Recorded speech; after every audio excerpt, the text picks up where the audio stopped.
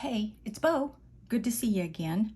I ordered something I've never had before. I got the Sizzix Big Shot a while back, and I've used it for everything like embossing, but nothing for the die cuts, cutting things. And so I went ahead and tried these. I ordered a pack off Amazon, and I'll add that link. And what I got was all these frames, and then the rectangle. So we have square, rectangle, triangle.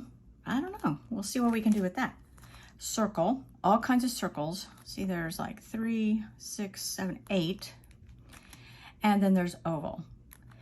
The neat thing is the first time I did this, I popped out this small square, put it on this little circle here, extra little piece, and look what it did. It gives, I'm gonna put them both on that.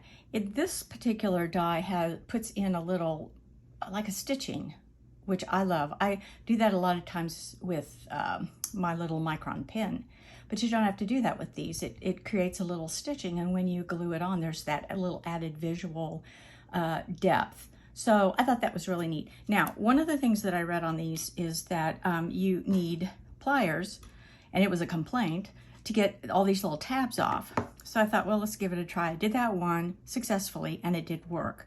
So they're all connected by these, kind of welded together actually by these little things. So what I'm going to try to do is just not bend it. And my thought is, because this is my first die cut, my thought is, okay, so this one ended up with 2 tabs to remove. And then when I do the next one, it's going to have at least 1. But what I found is they're too tough to do it this way. That one worked. This one, I had to put the little tab clear down to here. So that one's off, and this die cut, after I remove this one, will be ready to go. Let's see if I can get that one off. And this one is proven to be a little bit tougher. And then this tab will get stuck on there. There's the tab, and it'll get stuck in your little tweezers. So let's see if we can get this one off without, so far, I have not had any hurting of that. So I'm going to try it awkward, way back here. You get more leverage back here as far as strength. And so that worked.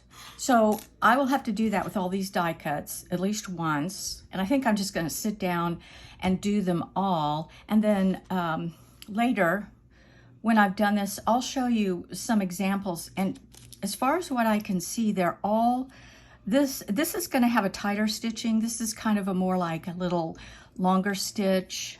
This one has a little stitching border. They're all slightly different, but when I get these all taken apart, I'll show you what they do.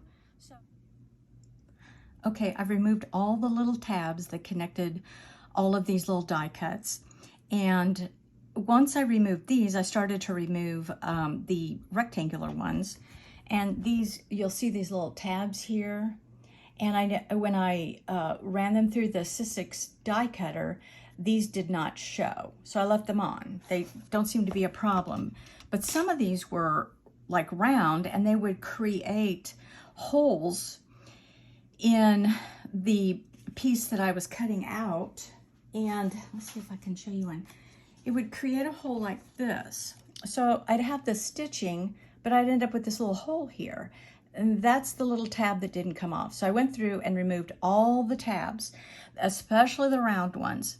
Some of them were flat like this, doesn't affect the impression. So here's an example of all of them and their little stitching. The little oval has a real fine stitching. The circle, it's very pretty. And I'm glad I got them. I like them. And so check the link down below and see if you would like to get some too. I think there's a lot of creativity in these. So we'll see you later and see what we can do with these.